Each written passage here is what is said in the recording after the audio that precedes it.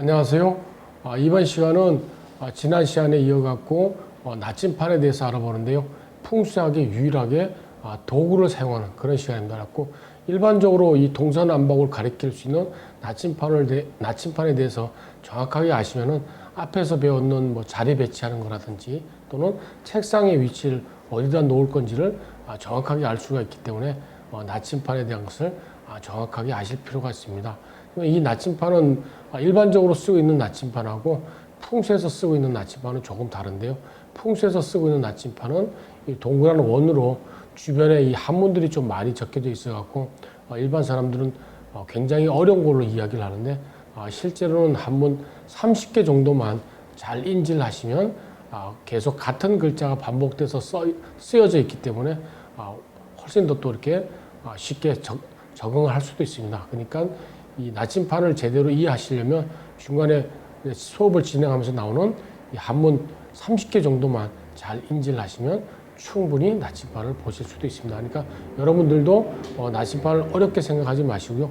나침판에 나와 있는 한문 30개 정도만 이해를 하시고 그 다음에 나침판을 이해를 하시면 지난 시간에 배웠는 음양오행에 따라 갖고 어느 쪽에 배치하는 게 훨씬 더 좋은지를 나침판을 이용해서 충분히 자리를 차지할 수가 있으니까 그런 자리를 차지하려면 나침판을 충분히 이해를 하셔야 됩니다. 그러면 나침판이 어떻게 진행되고 있는지를 한번 목차를 통해서 살펴보도록 하겠습니다.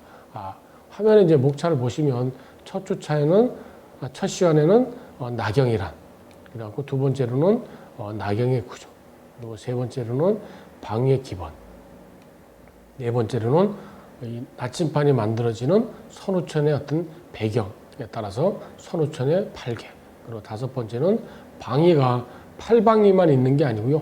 이 풍수에서는 24개로 나눠지기 때문에 24방위.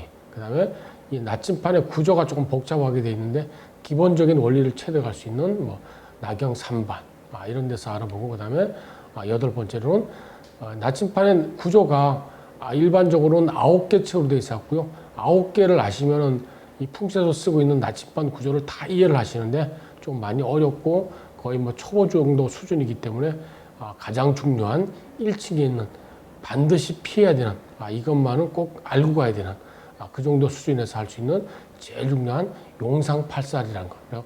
용상팔살에 대해서 여러분하고 같이 한번 조금 심도 있게 다뤄보고 나머지 층수에 관련된 것들은 기본적으로 그냥 이해하는 차원에서 공부하는 방법으로 이렇게 목차를 잡았습니다. 그리고 마지막에 나타나는 집안 정치 그리고 천반 봉치이라고 나침반에 중요하게 다루는 세 가지만 이해를 하시면 기본적으로 이제 풍수에서 나타나는 나침반의 구조라든지 또는 중요하게 다루는 게 뭔지를 알기 때문에 다른 이 풍수하는 사람들이 들고 다니는 나침반을 봐도 그렇게 힘들게 내지는 어려운 거라고 인지를 안 하고도 충분히 여러분도 보실 수가 있습니다. 그러면 구체적인 나침판에 들어가기 앞서 기본적으로 자리가 위치하고 있는 자리에 따라서 나타나는 그날의 어떤 기분이라든지 또는 그 자리가 가지고 있는 성격들이 다 틀리다고 얘기를 하니까요.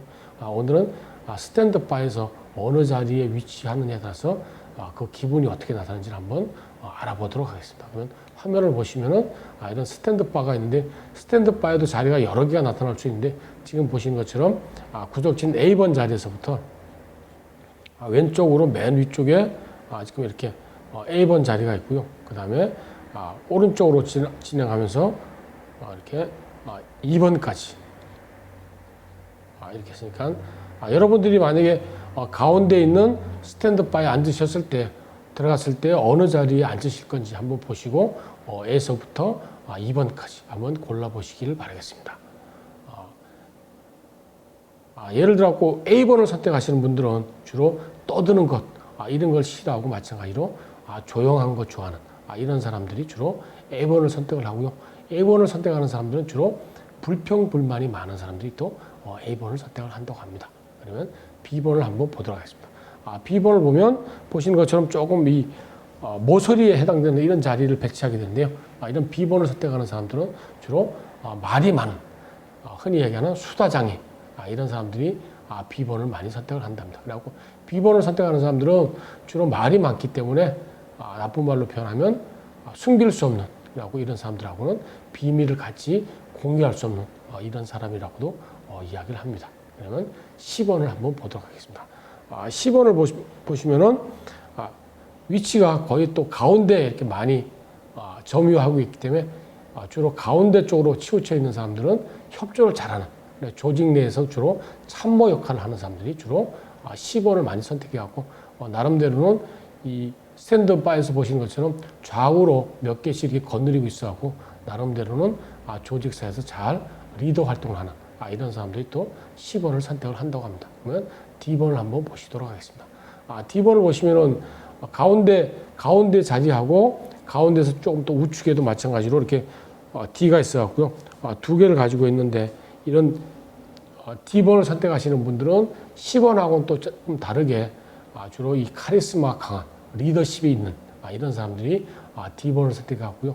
조직사에서는 주로 본인이 나서 이렇게 활동하는 이런 사람들이 또 D번을 선택을 한답니다. 그 다음에 2번을 한번 보시도록 하겠습니다.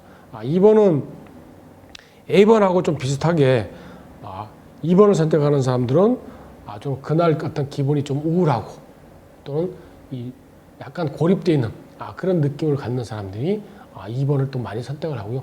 2번을 선택하는 사람들은 남하고 이렇게 좀 쉽게 친해지는 이런 경향이 없는 그런 사람들이 또 2번을 선택을 한답니다. 그리고 주로 2번을 선택하는 사람들은 대신에 술이 좀 들어가야지만이 주변 사람하고도 허물 없이 이렇게 지낼 수 있는 이런 관계를 유지하는 사람들이 또 2번을 선택을 한다고 하네요.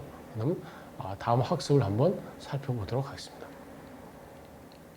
화면에 보시는 동그란 이 나침판이 일반 풍수에서 쓰고 있는 나침판입니다. 보시는 것처럼 이렇게 어려운 한문으로 이렇게 많이 적혀져 있는데요.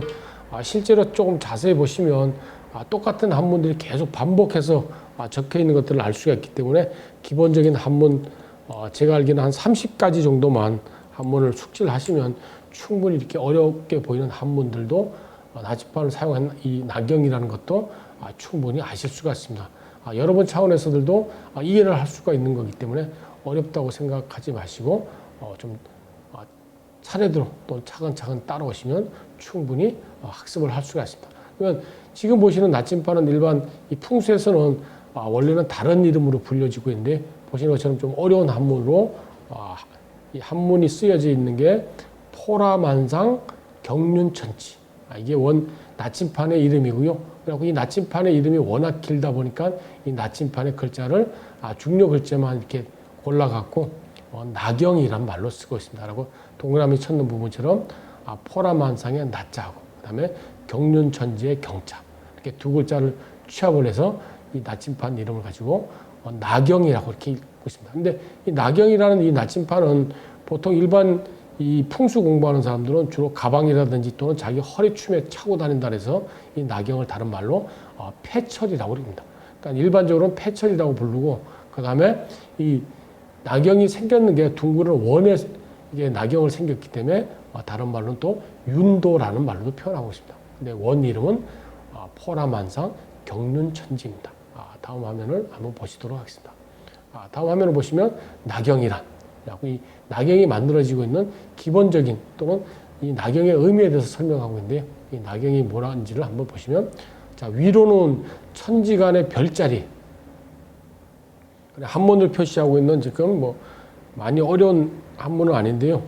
여기 보시는 게 별을 나타내고 있는 별성자고 마찬가지로 별을 나타내고 있는 별진자라고 성진을 위로는 별자리를 헤아리는데 이때 별자리도 우리가 앞에서 배웠는 것처럼 음양이 있다는 거죠. 그래갖고 양의 별은 별성자 있는 앞에 한문을 쓰고 있고 뒤에 있는 별은 음의 별, 그래갖고 성진이란 말로 옛날 사람들은 표시를 했습니다. 그래갖고 선조들이 같은 별이라도 그냥 똑같이 취급했는 게 아니고 별에도 음양이 있다 이렇게 구분을 했다는 거죠. 그다음에 이제 두 번째로는 위에는 하늘의 어떤 기운을 쟀으면 밑으로도 땅의 기운을 재야 되기 때문에 이 나침판이 가지고 있는 게 아래로는 산천의 기운, 그 다음에 어떤 물의 흐름, 이런 것들을 잴 수 있는 게 나침판이라는 겁니다. 그래야지만이 결과적으로 나침판을 이용을 해서 흔히 풍수에서 이야기하고 있는 음양, 이런 기운들을 다 재볼 수가 있다고 이야기하는 도구가 나침판이라는 겁니다. 이 나침판이 뭔지를 다시 한번 보시면 설명이 우주 삼라만상이 펼쳐져 있는 것을 동서남북으로 이 나침판을 이용해서 결론적으로 이제 저희들이 쉽게 접근할 수 있는 방법은 이렇게 남북으로 또는 동서로, 그러니까 동서남북으로 결과적으로 하니까 결과적으로는 보시는 것처럼 이런 기기묘묘한 거를 자로서 한번 재보겠다, 이런 뜻을 가지고 있는 게 나침판이라는 것을 아실 수가 있습니다. 그러면 다음 화면을 한번 보시겠습니다. 다음 화면을 보시면 이제 나경의 구조라고 나와 있는데요. 나경의 구조는 앞에서 그 동그란 그 원형으로 되어 있는 윤도를 보시는 것처럼 아주 복잡한 이런 구조를 가지고 있기 때문에 나경의 구조를 한번 먼저 설명해 보도록 하겠습니다. 나경의 원리는 기본적으로 태극이라는 이 음양이 결합되어 있는 그런 구조를 가지고 출발을 해서 안에서부터 바깥으로 나가면서 숫자가 높아지는, 그래서 앞에 슬라이드에서 보시면 통상적으로 이 나경은 이렇게 9층을 기준으로 하고 있습니다. 그리고 원을 기준으로 하고요. 원을 중심으로 해갖고 바깥쪽으로 나가면서 이렇게 1층에서부터 시작해갖고 마지막으로 9층까지 이렇게 연결되어 있는데, 보통 이제 정상적으로 풍수를 많이 공부해야 될 사람들은 지금 보신 것처럼 1층에서부터 시작해갖고 바깥으로 9층까지 상세하게 공부를 하셔야 되는데, 기초적인 또는 여러분들 입장에서는 그냥 양택 정도에서 뭐 책상 배치라든지 또는 자리를 찾기 위한 방법으로는 가장 중요한 1층하고, 그 다음에 이 나침반에서 가장 중요하게 쓰인다는 4층, 그리고 한 7층 정도, 이 정도만 아마 이해를 하시면 충분히 나침반을 사용하는 방법을 아실 수가 있기 때문에 정 너무 어려우시면 가장 중심이 되는 4층, 그리고 꼭 피해야 되는 1층 정도는 반드시 숙지하시기 바랍니다.